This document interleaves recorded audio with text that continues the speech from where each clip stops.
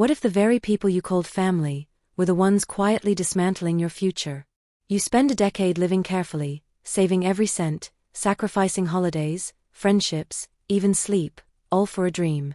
A modestaos. A life you earned. But in one afternoon it's gone, wiped out by a single betrayal wearing your sister's smile.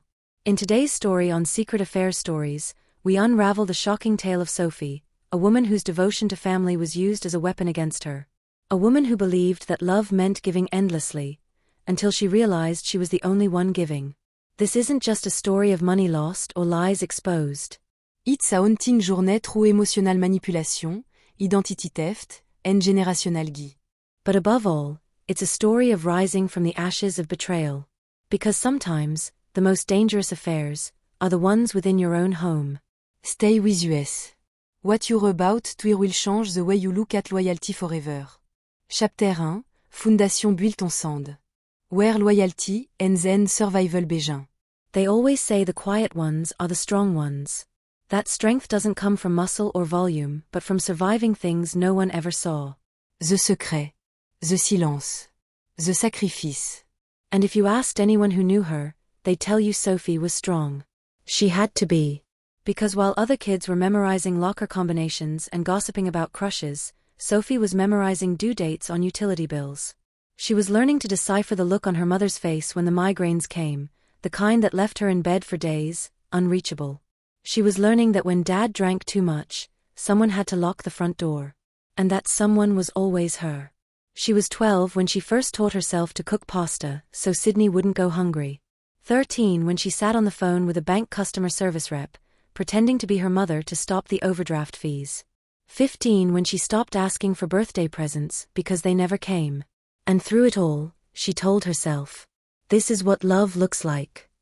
This is what good daughters do. But good daughters grow up. And when they do, they start to notice things. Like how the people they protect rarely protect them back. How apologies from family often sound more like excuses. And how Sydney, her younger sister, could shatter glass and still be handed the bouquet. Oh, Sydney. The intouchable. The adored. With her perfect lashes and perfect timing. The kind of girl who just needed time to figure things out, which somehow meant 3 college dropouts, 5 failed jobs, and 1 very expensive spiritual journey that Sophie paid for. But Sophie? She was the fallback plan. The emergency contact.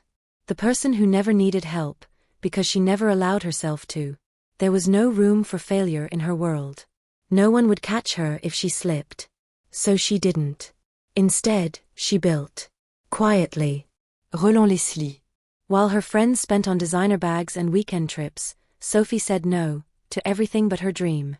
A home. Not a palace, not even a backyard pool. Just a place that was hers.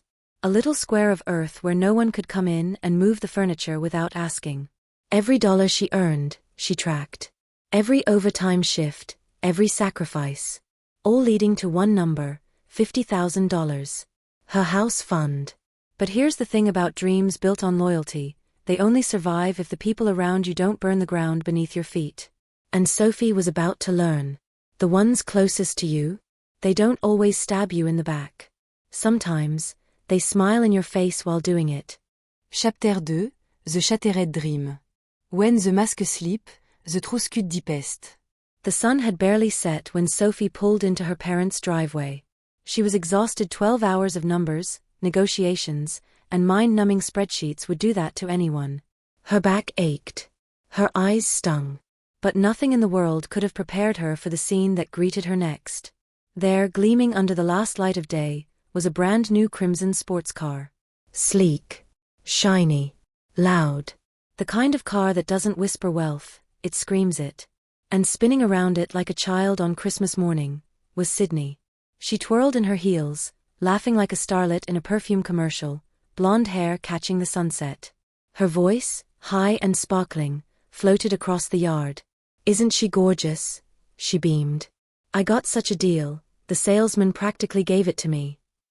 Sophie slammed her door shut, the clunk of her Honda's weary hinges sounding pitiful next to the soft purr of the sports car engine. Still wearing her office clothes, creased slacks, low heels, a sensible blouse stained with coffee, Sophie walked slowly toward the spectacle, heart pounding in a rhythm she didn't yet understand. Dread? Suspicion? Rajouiring à Polite Masque? Sydney, she said evenly, where did you get the money for this? Sydney stopped spinning. She tossed her hair back with a familiar flick, one she inherited from their mother. Then she shrugged. Oh my god, don't start. Mom and Dad helped me figure it out, right guys?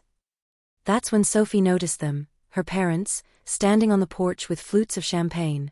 Her mother's eyes held that pleading look Sophie had known since childhood. That look that said, don't rock the boat. Just let it go. Your sister needed reliable transportation, honey, her mother said gently, stepping forward. We just used that emergency account you set up for the family. Everything inside Sophie stilled. Time, sound, sense. Emergency account? No. That wasn't an emergency account. That was her house fund. Her entire savings. $50,000. Sophie whispered. Gone. Don't be so dramatic, Sydney rolled her eyes. You're great with money. You'll make it back. There it was. The first real crack. Not in the savings account, but in Sophie's soul. She had been robbed.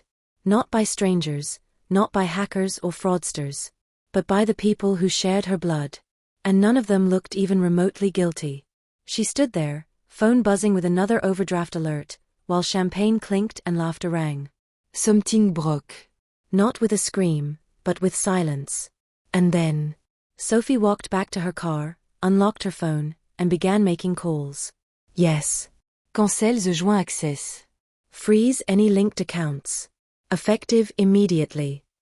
Her mother lunged. Sophie, stop.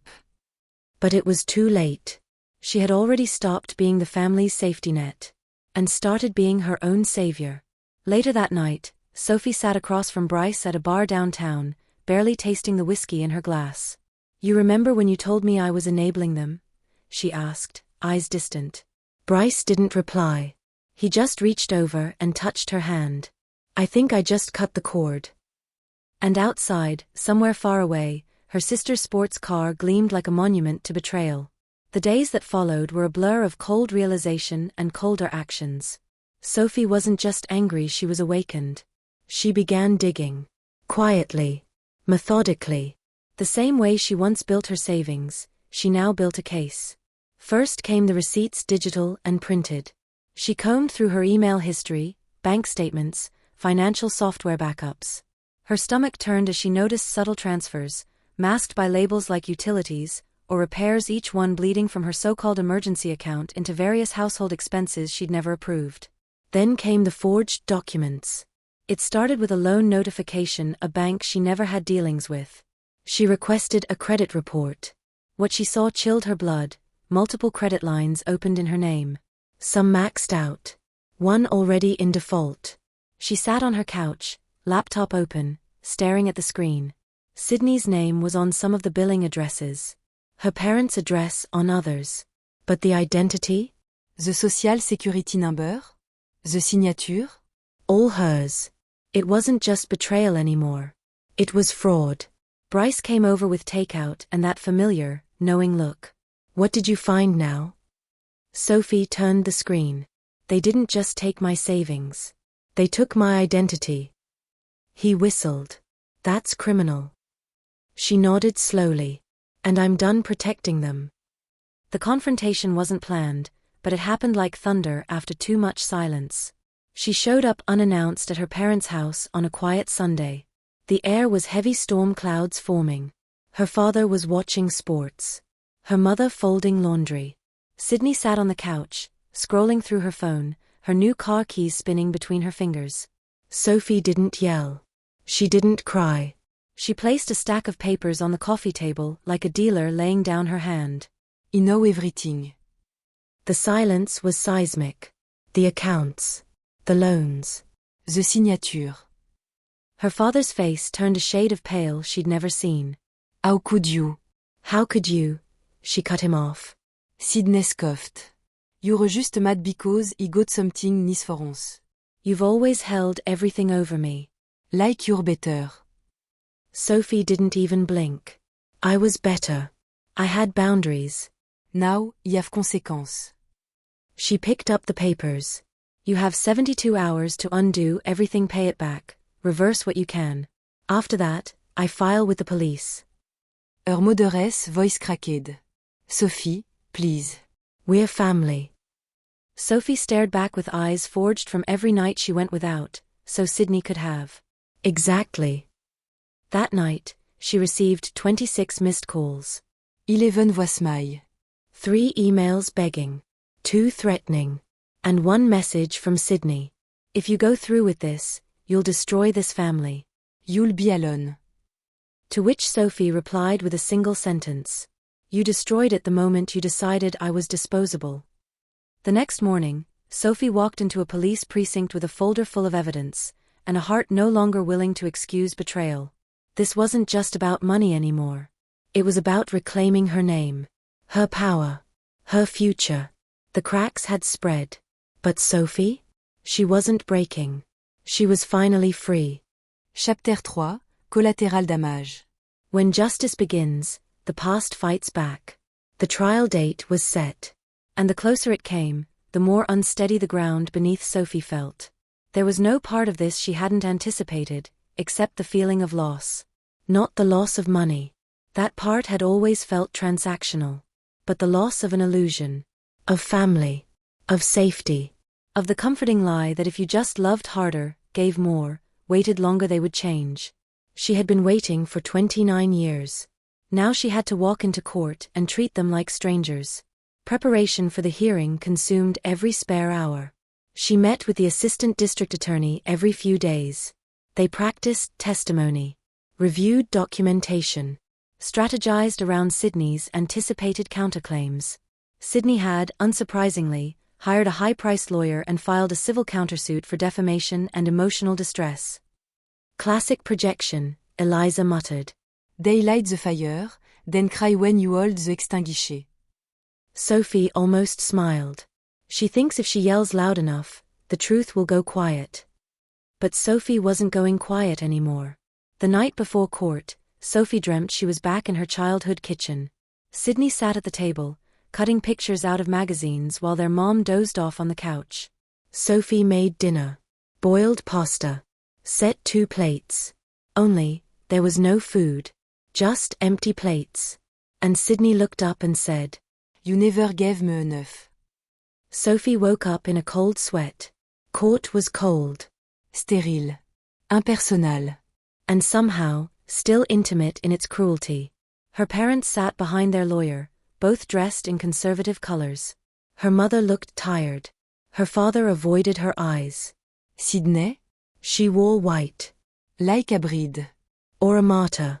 The DA presented the case with clinical clarity. Documents. Statements. Transaction histories. Forged signature. Sophie's calm, composed voice filled the room. She didn't cry. Didn't flinch. She told her story. I thought protecting them made me good. But it just made me invisible. Sydney sobbed theatrically during her turn. Claimed misunderstanding. Blamed youthful recklessness. Claimed Sophie had once promised to help her buy the car, then got jealous. Their mother nodded solemnly behind her. Sophie stared straight ahead. She's rewriting history in real time, she whispered to her attorney. Cross-examination hit hard. Sophie was asked to explain why she hadn't gone to the police sooner. Why she didn't stop her family earlier. She looked the defense attorney dead in the eye. Because for years, I was told that loving someone meant forgiving everything. I didn't realize that sometimes love has to protect itself. Silence. Even the judge paused. By the time both sides rested, the courtroom felt like a war zone, except the bullets were made of memories. The judge postponed sentencing for a week. Deliberation was required. The charges were serious. But the family dynamics? Complicated. As they left, Sydney hissed at Sophie under her breath. If Dad gets jail time, that's on you. Sophie didn't stop walking. If he does, it's because of what he did. For once, the consequences are landing in the right place. That evening, Sophie got a call from a journalist. The story was spreading. Local media wanted a cut. She said no. But the headlines still ran. Daughter turns in parents for financial abuse, a family divided by truth. Her inbox exploded again. Some messages were cruel. Others, surprisingly kind. Thank you for speaking up. I went through the same thing. I didn't know anyone else understood. For the first time, Sophie realized this wasn't just her story. It was a story, a familiar one, hidden behind polite dinners and family photos. She wasn't alone. And that made all the difference. A week later, the sentencing came down. Her father, 5 years in state prison, parole eligible after 3. Her mother, 3 years probation, mandatory financial ethics training. Sydney's case was still pending fraud charges under separate review. Sophie stood in the back of the courtroom, expression unreadable. When her father was escorted out in cuffs, he glanced back. For a second, she thought he might mouth sorry. But he didn't. And that was her final closure. The next morning, Sophie woke to sunlight pouring through her window. The candle Eliza gave her had burned low on the sill. She made coffee, toasted a bagel, sat at her new kitchen table, real wood, not hand-me-down plastic, and wrote her final entry in the folder she once labeled Family Finances. Only this time, the title read, Case Closed. Chapter 4, Aftershock. When silence breaks, who do you become? They say after the storm comes the calm. But what they never say is this. The calme quand file juste à violent. Sophie stood in the center of her living room, new floors, new walls, new everything. It should have felt like a victory. It felt like an echo chamber. The voices that used to fill her life, demands, guilt, chaos, were gone. And in their place? Silence. Heavy, unfamiliar, and dangereux. Because when you've spent your whole life surviving noise, silence feels like drowning. In the first days after the sentencing, Sophie moved like a machine. Unpacked boxes, built furniture, rearranged books she didn't even want to read. Anything to avoid thinking. Because thinking meant feeling. And feeling? That was a luxury she had never been allowed to afford. She'd spent years learning how to not cry during conflict. How to smile while being used. How to carry betrayal like it was just another family heirloom. Now, for the first time, she was supposed to do what? Heal? What does that even look like, when you've never been given the blueprint for peace? Eliza came by often. She'd bring wine and snacks and trashy tabloid gossip to keep Sophie distracted. But Sophie always saw it in her eyes, the worry. The way her friend looked at her like someone who had come home from war but hadn't unpacked the trauma yet. You're allowed to be angry, you know, Eliza said one night, sipping her wine. I'm not angry, Sophie replied flatly. Then you're lying. Sophie didn't respond. Because Eliza was right. She was angry. Furieuse, et vaine. But she had spent so many years folding that rage into herself, layering it between forgiveness and silence, she didn't know how to let it out without burning everything in sight. The media didn't help. The story had spread. Not just locally, national blogs had picked it up now.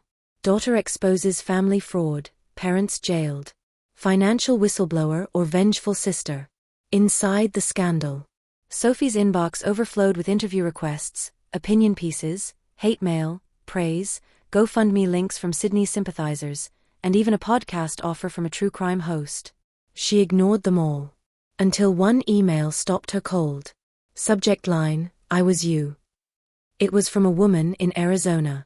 She wrote about a mother who drained her retirement account behind her back.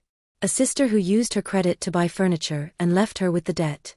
About the shame, the self-doubt, the gaslighting. You think you're alone. You think no one would ever believe a daughter could do this to her own parents. But you're not. And you're brave as hell. Sophie cried. For the first time since the trial. Alone on her kitchen floor, clutching her phone like it was a lifeline. Not because she was sad. But because someone had finally said it. She was brave.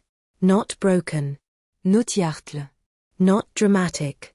Brave. That night, she did something radical. She opened a blank document. Titled it, My Rules. And she wrote, I do not owe anyone my peace. I will not apologize for protecting myself. I am allowed to be angry. I am not responsible for fixing others. I will not let guilt ruin what justice restored. Then she printed it and taped it to her fridge. A new kind of family code. Written by her. For her. Only her. But the past wasn't done with her yet. 2 weeks after the trial, she received a letter from prison. Enduriten. Her father. We didn't mean to hurt you. Your mother isn't well. Sydney crie every night. You've always been the strong one. Please. Help us. Sophie read it twice. Then tore it into 4 clean pieces and dropped it in the recycling bin. Because if they had taught her anything, it was this. Manipulation always wears the costume of family. But she wasn't immune to the pain. Some night, she desty wake up gasping. Flashback of forged document. Screaming matches. The look on her mother's face when she said, you wouldn't. And Sophie responding. I already did. It haunted her. Not because it was wrong, but because she meant it. And that kind of clarity, after decades of silence, felt like walking barefoot across broken glass. But every step was worth it. Because it was hers. Her therapist, whom she finally started seeing after much convincing from Eliza, put it best. You didn't destroy your family. You ended the cycle. Sophie nodded slowly. Then why does it feel like grief? Because it is. You're grieving the people you hoped they'd be. That hit hard. Grief, she learned, doesn't wait for funerals. It arrives at quiet breakfasts. At department store aisles. At home, when you're choosing paint colors and suddenly realize, you'll never ask your mom for advice again. Not because she's gone. But because the trust is. By month 3, Sophie had started rebuilding in real ways. She reconnected with old friends. Started journaling. Took long walks with no destination. She bought herself a ridiculous indoor plant that she named Justice. It kept dying and she kept reviving it like a metaphor that was a little too on the nose. She changed her number. Deleted old voicemails. Blocked Sydney's burner accounts on social media. The past would try to claw its way back, of course. But now? She had locks. She had boundaries. She had power. One morning, Garrett, the same boss who had stood by her through the legal storm, called her into his office. We'd like to offer you the senior executive role. You veux provant yourself under pressure, under scrutiny, under fire. What about the board? She asked. They said, and I quote, she's exactly the kind of risk manager we need. Sophie blinked. The girl who once begged the bank to reverse her father's overdrafts was now in charge of millions. Funny how things come full circle. Only this time, she wasn't the cleanup crew. She was the one holding the pen. And on the 6-month mark, exactly 180 days after she filed her first police report, Sophie stood in front of her new house. Not an apartment. Not a rental. Her own house. With a garden. A key. A door that only opened when she said so. Eliza popped champagne on the porch while Garrett brought a plant named Accountability. It was ridiculous. It was perfect. You made it, Eliza whispered. Sophie nodded. I made me. Chapter 5, The Echo of Control. Just when she thought it was over, the past knocked twice. For a moment, Sophie truly believed it was over. She had her house. Her peace. Her promotion. Her space. She'd even started sleeping through the night again, no phantom footsteps in her dreams, no sudden jolts of shame or rage at 3 a.m. The nightmares had quieted. But the thing about trauma is, it doesn't die when you leave the battlefield. Sometimes, it hides in the grass waiting. It started with a text. Unknown number. You may have won in court, but you'll lose where it matters. Blocked. Then a DM. Then an anonymous post in a local Facebook group. Some people will destroy their own family just to get ahead. The comments flooded in. People speculating. Gossiping. Some called her brave. Others called her cold. And one voice, unmistakable. She forged her own drama to climb the corporate ladder. Sydney P. The post had no proof. No citation. Just venom wrapped in passive-aggressive hashtags. And yet it spread. Like wildfire in a dry forest of outrage. Sophie didn't respond. At first. Don't feed the troll, Garrett advised. She want you off balance. But ignoring it didn't make it disappear. In fact, it got worse. A YouTube channel barelick known uploaded a video titled Real Story Behind the Family Fraud Case, is Sophie telling the whole truth? In it, a blurred interviewee claimed to be close to the family. Claimed Sophie was emotionally unstable, obsessive, and manipulative. Sophie's old yearbook photo was used as the thumbnail. She watched in stunned silence as her life became clickbait. A week later, a legal letter arrived. Sydney had filed a civil defamation suit again. But this time, she brought receipts. Or rather, fabricated ones. Forgé d'email. Manipulated screenshots. Claims that Sophie had blackmailed their parents. That the identity theft was a misunderstanding between sisters. She's trying to relitigate the whole thing in the court of public opinion, Eliza growled. No, Sophie replied quietly, staring at the paperwork. She's trying to get me to settle. But Sophie didn't flinch. This time, she dessines the playbook. And she wasn't going to play defense. Instead, she hired a new attorney, one who specialized in digital defamation and cyber harassment. They subpoenaed server records, tracked IP addresses, confirmed that 90% of the anonymous posts attacking her online had originated from Sydney's apartment complex Wi-Fi. One Reddit account even shared photos from Sophie's private Instagram, ones only Sydney would have had access to before the fallout. Sophie built a new case. Quietly. Carefully. Legally. Let Sydney keep talking. Sophie was building the receipts. Meanwhile, something else began unraveling. A woman named Heather contacted her. I dated your dad. Years ago. Before the trial. I didn't know what he'd done. But he told me something. About a trust. About money that might have been in your name. Sophie blinked. What kind of trust? A life insurance linked one. Set up when you were a child. He said they'd borrowed against it to pay for Sydney's tuition. Sophie froze. She'd never known about this. She'd never seen a dime. And her father had quietly mortgaged her future to bankroll her sister's dropout streak. It was the final puzzle piece. The truth wasn't just about stolen money, it was about stolen opportunity. Sophie ordered a forensic accountant review. Sure enough, buried in decades-old documents, her name. A child's trust account. Created with a distant aunt's inheritance. Meant to be unlocked at 25. Gone. Liquidated behind her back. The signature on the release?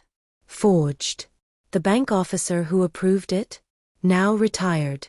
Under investigation. Sophie sat at her kitchen table that night, candle flickering beside her, the old folder once labeled family finances now thick with evidence. She no longer cried when she uncovered these things. She wrote them down. Indexed them. Filed them. Like building a case wasn't just about justice, but about witnessing her own pain. Naming it. Claiming it. And, finally, setting it down.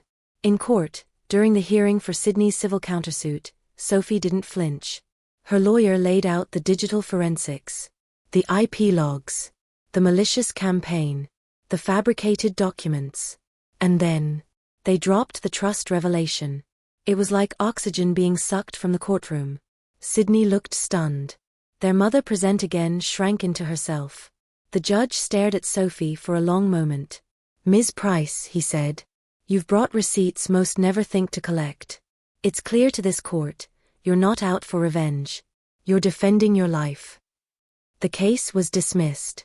Sydney faced a new criminal investigation. And Sophie? She stepped outside into the bright morning light.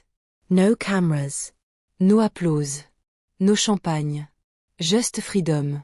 And this time, she didn't doubt it. At home, she sat at her desk, opened her journal, and wrote. When they couldn't control me with guilt, they tried to ruin me with lies. When that didn't work, they tried silence. But I've learned something powerful. Trop c'est chaud l'idée d'un contrôle. And I am no longer afraid of the sound. Chapter 6, The Rewrite. She didn't just break free. She rewrote the rules. They used to call her dependable. Reliable. Strong. The one who never needed anything. But Sophie had learned something dangerous. Something powerful. She learned that being the strong one doesn't mean carrying everyone else's weight. Sometimes, it means finally putting it down. And walking away. It had been nearly a year since the trial. The headline faded. The internet moved on. Even Sydney had gone quiet facing her own charges, her social media presence scrubbed, her name now a whisper instead of a weapon. Sophie, meanwhile, was building something new. Not just a life. An identity. She renovated the guest room into a studio. Not for painting. Not for yoga. But for writing. A podcast mic. A camera. A folder on her laptop titled, The Stories We're Told. And on a rainy Wednesday night, she sat in front of the mic and hit record. Hi. I'm Sophie. And this isn't a story about revenge. This is about taking back the narrative when someone else has been writing your lines for too long. The episode went viral. Not because she screamed. Not because she exposed anyone. But because she spoke like a survivor who wasn't afraid anymore. Who wasn't bitter but better. Who knew that silence had nearly cost her everything. And now she was using her voice like a blade. Not to wound. But to cut herself free. Invitations poured in. Panels. Interviews. Even a book deal. But Sophie declined most of them. She wasn't interested in becoming a celebrity survivor. She wanted something smaller. Trois. She launched a non-profit, Rewrite Foundation, helping victims of financial abuse document, defend, and rebuild. Her inbox was no longer filled with threats. It was filled with thank yous. I thought I was crazy. I thought I was alone. You gave me word for what I never dared speak. Then one spring morning, a letter arrived. Handwritten. No return address. Inside, a single sentence. I'm sorry. I don't expect forgiveness. But I wanted you to know I finally understand. No signature. Sophie stared at it for a long time. Maybe it was her mother. Maybe not. But for the first time, she didn't need to know. Closure wasn't about them. It never had been. It was about choosing what not to carry forward. She burned the letter. Not out of Angers. But as a ritual. A symbolic act. Ashes to ashes. Chapter to chapter. One night, she hosted a dinner at her house. Elisa. Gareth. Two women from the foundation. Laughter. Music. Candles. No tension. No masks. And at one point, someone asked, Do you ever regret it? Going no contact. Sophie took for a moment. She didn't lie. Sometimes. But I regret who I was in that life more. And who is that? The version of me that thought love meant being small enough to fit inside someone else's needs. Silence. And then applause. Not the clapping kind. The kind you feel in your chest when someone tells the truth. Later that night, as dishes dried and the house settled, Sophie stood by her bookshelf. She ran her hand over a photo frame. Inside it, a picture of her not with her family, but with herself. Laughing. Standing on a hill. Wind in her hair. Alone, but not lonely. The caption, Day 1. And next to it? A plaque. The story doesn't end here. Because it didn't. Months later, at a charity gala, someone approached her. A soft-spoken man. Nervous. You're Sophie Price, right? She nodded. I used to know your sister. We were classmates in college. I just wanted to say. I believe you. She smiled. Thank you. It took me too long. But I see it now. Most people do, she replied, when they stop looking through her lens. Back home, Sophie made tea. Sat by the window. And opened a new document on her laptop. Title, The Rewrite, a memoir of unlearning family and finding myself. And below it, the dedication. For every person who had to become the villain in someone else's story just to survive. You're not the villain. You're the author now. Sophie smiled. Outside, the wind was picking up. But inside, she was still. Steady. Unshaken. Because storms didn't scare her anymore. She'd walked through worse. And now? She wasn't just writing chapters. She was writing the whole damn book. They say family is forever. But forever should never come at the cost of your voice, your future, your identity. Sophie's story wasn't just about betrayal. It was about awakening. About breaking cycles dressed in tradition. About saying no, even when it echoes louder than a scream. She didn't burn bridges. She let the floodwaters take what wasn't built to last. And from the ashes, she built something new. Stronger. Quieter. But unshakably hers. Because in the end, this wasn't a tragedy. It was a rewrite. And maybe, it's the beginning of yours too. I'm glad you stayed until the very end. This has been Secret Affairs Stories. Where the truth doesn't whisper. It reclaims. Until next time. Don't just survive the story you were given. Write the one you deserve.